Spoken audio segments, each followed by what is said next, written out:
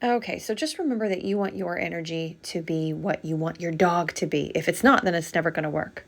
And here you can see once I gave space, that's when he really wanted to eat it up, even though he did so good earlier. So I just move in and I wait till I get a long pause. Now notice my pressure up in the air. Once I switch to pressure into the crate, he goes right in and he stops resisting so much. But he did start resisting again. And sometimes he gets mouthy. He'll mouth me. He'll mouth the leash. He gets very upset having to go back in crate. But too bad, because this is the calming work, the mental work that helps him understand what I want him to do the rest of the day. Now, he's a bit of a slower learner due to age, but that's okay. See the pressure?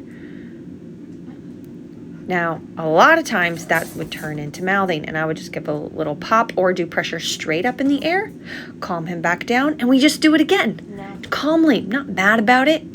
We just keep chipping away at this anxiety, which, like I mentioned before, it's in every area, almost every area of his life, not just this. This is just a great opportunity for us to work on it.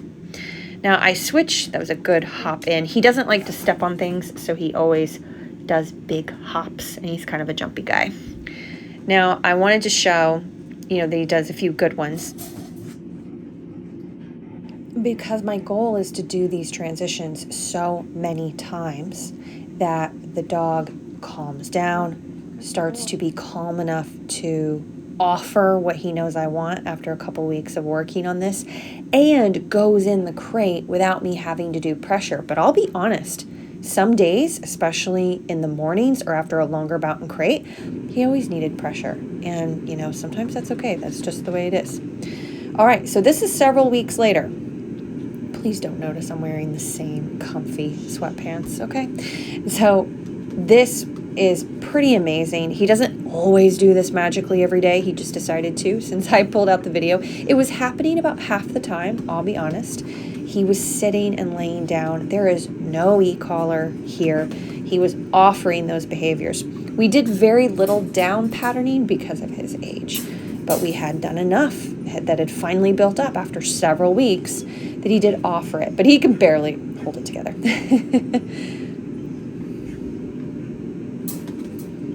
Now, I started noticing that a few changes, because this is several weeks later, that using the door was way more beneficial than using my body. So if the body language wasn't working, or if I sensed him being really pushy, I just went right to the door.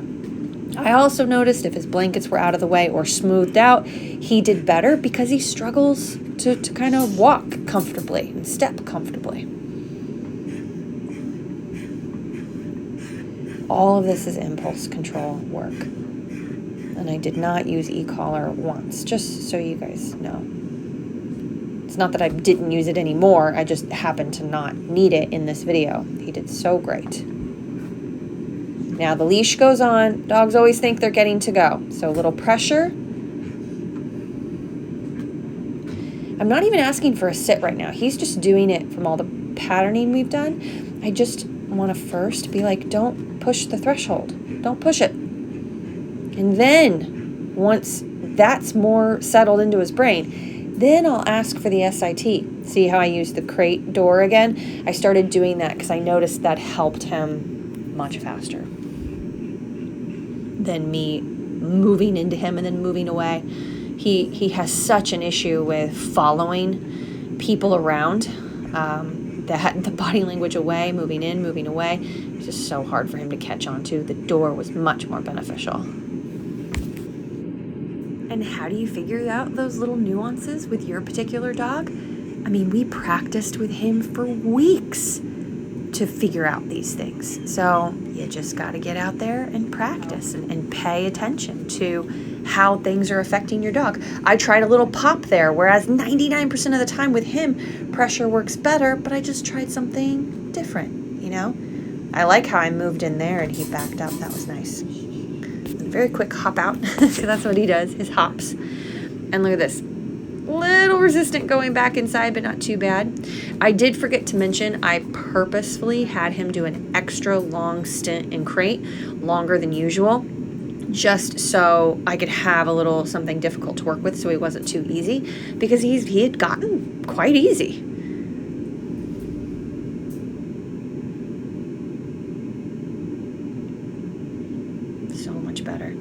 He's thinking about drinking water, if you guys are wondering what he's looking over for. He drinks water a lot during patterning. He was starting to get more resistant, so I wanted to show from this angle, but look where my leash was. It was underneath him. Pay attention to your leash, guys. No matter what type it is, slip, whatever it is, you need it to be to the side or up over the head for guidance, not under the chin.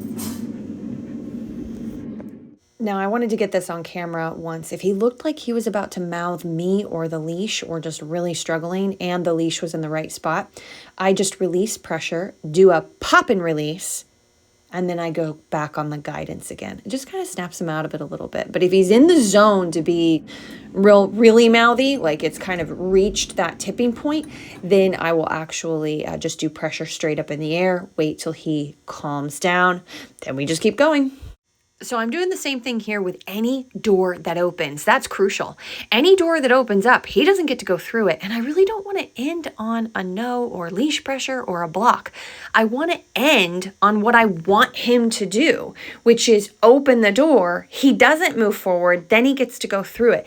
That's how you actually train what you want your dog to do, not just what you don't want your dog to do. But see how jumpy of a guy he is? Look at this. I just want you guys to really see this because so many of my videos of him, he's so jumpy. That is it's just how he is. Part of it is age and how he moves to be comfortable moving and just his temperament. But we are walking to go outside to go potty. There's no running. We did, he's so cute. I mean, we did play around with some freedom, which we do with all the board and train dogs because we want to see, you know, what they do with it and what we need to reinforce more, you know, what happens to them.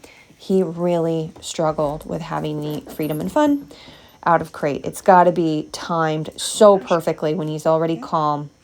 And then we create the excitement and only occasionally.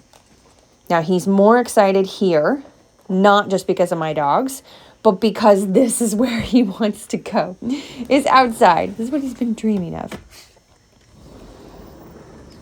Nope. So it's the same thing. I would prefer. Good set. You might not always have time for this, but, you know, I would prefer. Everybody always waits till the door opens, and the dogs don't even think about going out before they release them.